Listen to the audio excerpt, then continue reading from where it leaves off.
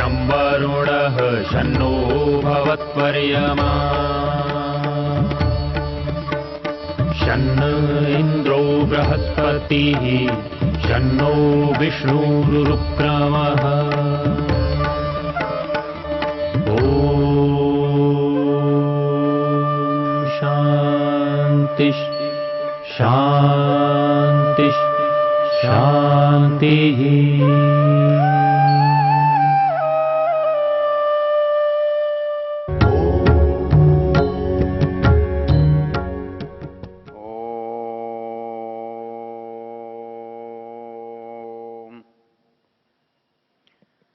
हम ऋग्वेद के दशम मंडल के ज्ञान सूक्त की चर्चा कर रहे हैं। इस सूक्त का ऋषि बृहस्पति और देवता ज्ञान है। हमने गत मंत्रों में देखा ज्ञान का क्या महत्व है और ज्ञान से हमें क्या लाभ होता है, उससे वंचित रहने पर हमें क्या हानि होती है। ज्ञान और ज्ञानवान व्यक्ति हमारे सखा हैं, मित्र हैं, हमारे सहयोगी हैं। उनके न होने से हमें कष्ट होता है, अंधकार की प्राप्ति होती है, अज्ञान से हम ग्रसित होते हैं।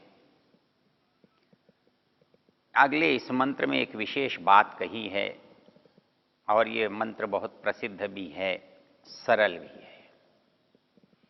मंत्र है अक्षण्वन्तः कर्णवन्तः सखायो मनोजवेश्वसमा बभूवु आदघ्नास उपकक्षास उत्वे हृदा इव स्नात्वा उत्वे ददृशिरे।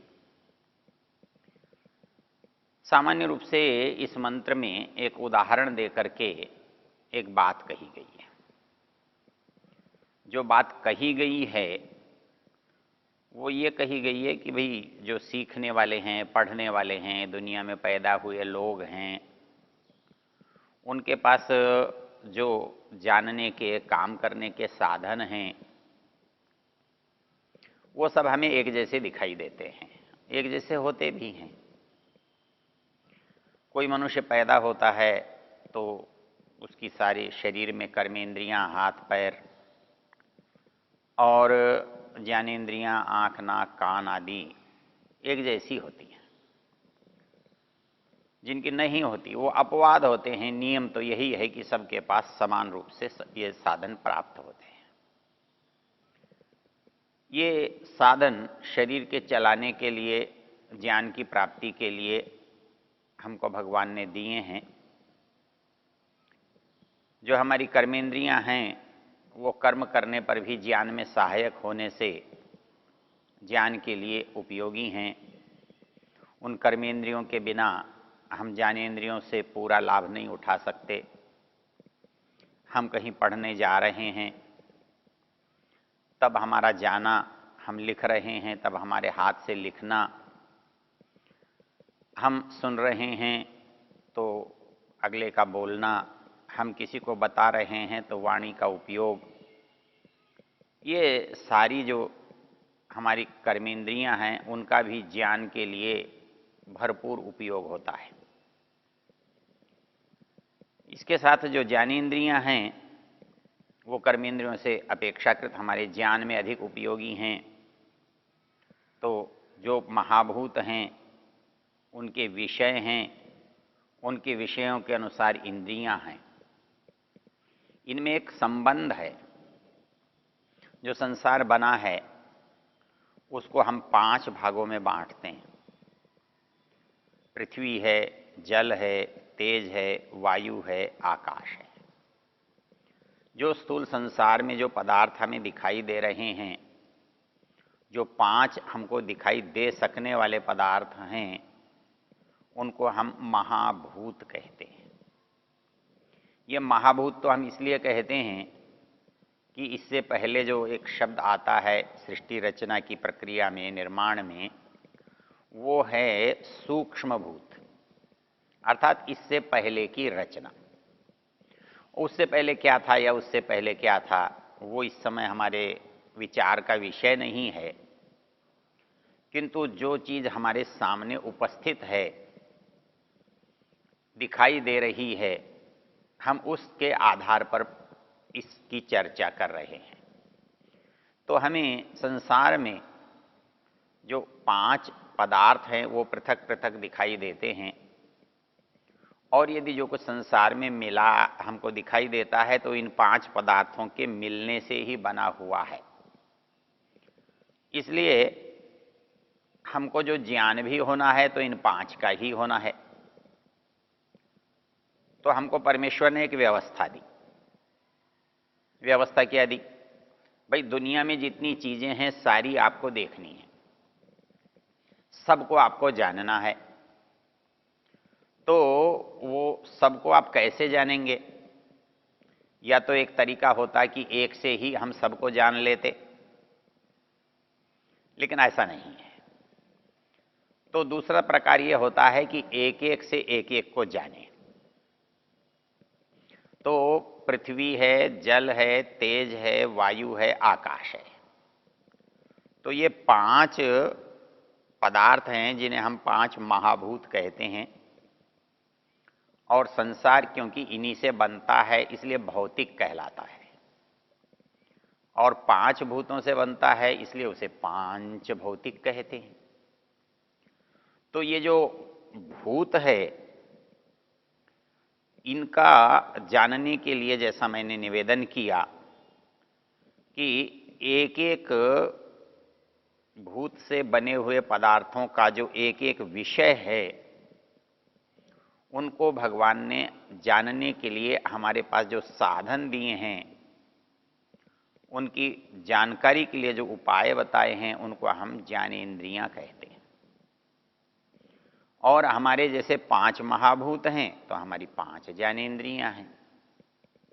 तो 5 महाभूतों का होना और 5 ज्ञानेंद्रियों का होना, ये दोनों की 5 जो संख्या है ये बता रही है कि इन दोनों में आपस में संबंध है।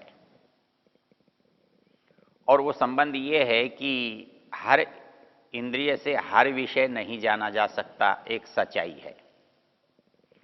जैसे हम कान से शब्द सुनते हैं, लेकिन हम कान से देखना चाहें तो देख नहीं सकते, कान से सूंघना चाहें तो सूंघ नहीं सकते, कान से चखना चाहें तो चख नहीं सकते।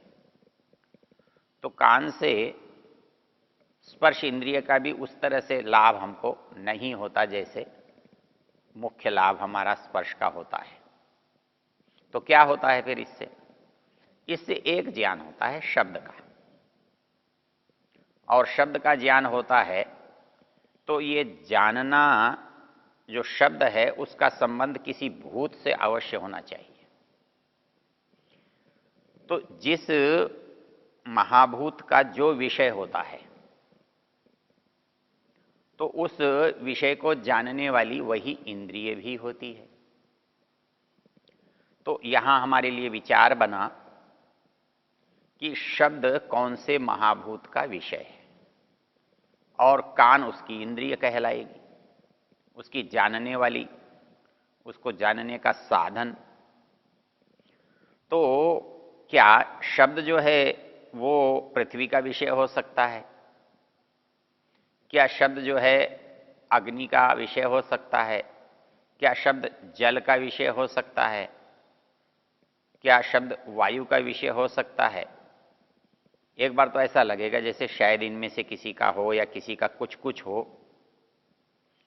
जिधर से हवा चलती है उधर से हमको शब्द सुनाई देता है, यदि हवा उल्टी चले तो सुनाई नहीं देता। जल के अंदर डूबे रहते हैं तो दूर तक का शब्द हमको सुनाई देता है, जल में चलने वाली तरंगे हमको सुनाई देती हैं तो हमें लगता है शायद जल ही शब्द का साधन है।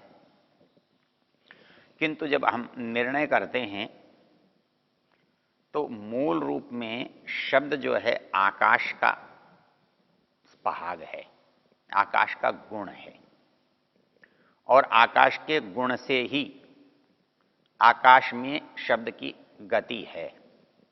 यदि आकाश या अवकाश न हो तो शब्द का उत्पन्न होना और शब्द का गति करना, शब्द का सुनाई देना, ये सब कुछ भी संभव नहीं होता। इसलिए आकाश का गुण शब्द है और उसकी इंद्रिय जो है वो कान है। तो जैसे आकाश महाभूत, कान इंद्रिय और शब्द उसका विषय, ऐसा हमारी सब इंद्रियों का संबंध सब भूतों से है। जैसे कान का संबंध शब्द और आकाश से जुड़ा, तो वैसे ही आंख जो नेत्र इंद्रिय है, इसमें दृष्टि या दर्शन की शक्ति है। दिखने वाले जो गुण है उसे हम रूप कहते हैं, और वो रूप कौन से महाभूत का विषय है? तो पता लगता है कि जहां प्रकाश है वहां रूप उद्भूत होता है। तो अग्नि जो है वो रूप का विषय है। रूप अग्नि से ही प्रकट होता है, और इसलिए अग्नि से बनी हुई जो इंद्रिय है, जिसे हम आंख कहते हैं, नेत्र कहते हैं, चक्षु कहते हैं, वो उससे उसका संबंध है, वो उससे जाना जाता है। तो जैसे आकाश उसका गुण है शब्द, और उसको जानने वाली इंद्रिय है श्रोत्र या कान, वैसे ही एक महाभूत है अग्नि, उसका गुण है रूप, और उसको जानने का साधन या इंद्रिय है हमारे पास आंख या नेत्र। वास्तव में त्वचा, आंख, नाक, कान भी अपने आप में इंद्रिय नहीं है। इंद्रिय तो एक सामर्थ्य का नाम है जो इस साधन से प्रकट होती है। तो इंद्रिय जो सामर्थ्य है, तो रूप का जो सामर्थ्य है वो आंखों से प्रकट होता है, शब्द का जो सामर्थ्य है वो कान से, और जो हमारा स्पर्श का जो सामर्थ्य है उसकी प्रतीति हमें त्वचा से होती है। उसी तरह से हमारे यहाँ जो एक विषय है, ज्ञानेन्द्रिय है, जिसे हम घ्राण या नासिका कहते हैं, नाक कहते हैं, तो गंध की प्रतीति हमें नासिका से होती है। और शास्त्रकार जैसे आकाश का शब्द से, स्पर्श का त्वचा से, और उसी तरह से रूप का अग्नि से, और हमारे पास जो गंध बचा वो किससे आता है? उसके पृथ्वी का गुण माना गया है। अर्थात पृथ्वी के अंदर एक गुण है और उससे पृथ्वी की पहचान होती है, उससे हम जानते हैं। तो जल से रस की होती है, तो हमारे अंदर रस का जो भाव है वो जिह्वा में है, और जिह्वा में जो अनुभूति होती है वो तब तक नहीं होती है जब तक रसीली नहीं होती है। तो जो स्पर्श का गुण है वो वायु का है। तो क्रमशः इसको आप देख सकते हैं कि जो आकाश है उसका शब्द गुण है और श्रोत्र इंद्रिय है, जो अग्नि है उसका रूप गुण है और नेत्र इंद्रिय है, जल है उसका रस गुण है और जिह्वा इंद्रिय है, और वायु उसका स्पर्श गुण है और त्वचा उसकी इंद्रिय है, पृथ्वी गंध गुण है और उसकी ग्राहक हमारी नाक है। तो अर्थात ज्ञान का जो साधन हमें परमेश्वर ने दिया वो इंद्रियों के रूप में दिया। उन इंद्रियों के द्वारा हम इसको जानते और समझते हैं। अब प्रश्न यहाँ इस मंत्र में ये भूमिका इसलिए बनाई कि मंत्र में ज्ञान के दो साधन गिनाए हैं। वो कहता है अक्ष्णवंतः कर्णवंतः सखाया। जो सखा हैं, मित्र हैं, उन सब के पास सब इंद्रियां हैं। उनके पास आंख, नाक, कान, जिह्वा, त्वचा, नेत्र सब है, नासिका सब हैं। वो समान हैं, लेकिन वो समान होने पर भी जो ज्ञान का जो पक्ष है वो भिन्न भिन्न आ रहा है। इसके लिए वो कहता है कि ज्ञान के जो प्रमुख साधन हैं, यहां 5 न गिना करके 2 ही गिनाए हैं।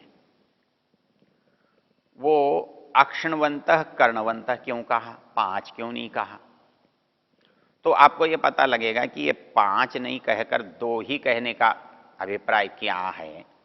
वो 2 कहने का अभिप्राय ये है कि अधिकांश में जितना ज्ञान होता है और इंद्रियों की अपेक्षा से इन 2 इंद्रियों से ही अधिक होता है। तो ज्ञान प्राप्ति में आंख और कान विशेष संबंध रखते हैं। हम आंखों से कैसे ज्ञान प्राप्त करते हैं और कानों से कैसे ज्ञान प्राप्त करते हैं? तो आप देखेंगे कि जब हम कक्षा में बैठते हैं, श्रोता के पास सुनने के लिए बैठते हैं, तब हमारी दोनों इंद्रियां ही लगातार काम करती रहती हैं। इसमें एक ध्यान देने की बात यह है कि इन कान और आंख के बीच में इतना अधिक संबंध है कि जब हम कोई सुनना चाहते हैं तो कान उस दिशा में अपने आप नहीं जाता, बल्कि उसमें एक बात विशेष होती है। वो विशेष बात क्या होती है कि वो विशेष बात ये होती है कि जब हमारा ध्यान केंद्रित होता है, हम कोई चीज़ सुनते हैं, तो हमारी दृष्टि सहज भाव से जहाँ से शब्द आ रहा है उस पर जाती है और इस तरह से नेत्र और श्रोत्र एक जगह बंध जाते हैं। अर्थात हमारे सुनने का जो एकाग्र होने का प्रमाण है वो हमारे नेत्र होते हैं। हम किसी की बात को ठीक सुन रहे हैं या किसी की बात को नहीं सुन रहे हैं, इसका प्रमाण हमारी आंख हो जाती है। जब विद्यार्थी अध्यापक की बात को सुनता हुआ होता है तो उसके नेत्र भी अध्यापक पर होते हैं, उसकी दृष्टि अध्यापक के चेहरे पर होती है। और जब वो अन्यमनस्क होता है, उसका ध्यान बंटा हुआ होता है, तब वो उसकी दृष्टि जो है वो अध्यापक पर नहीं होती है। इस तरह से जब आप देखेंगे तो यहाँ पर जो 2 इंद्रियों को ज्ञान का विशेष रूप से साधन बताने की बात आई है, उसका महत्व हमारी समझ में भली प्रकार आ जाएगा। ओ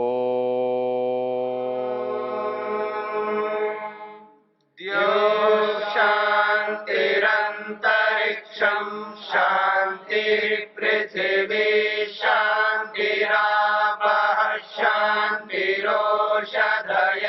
शांतिः वनस्पतयः शांतिर्विश्वे देवा शांतिर्ब्रह्म शांति सर्वं शांति शांतिरेव शांति श्यामा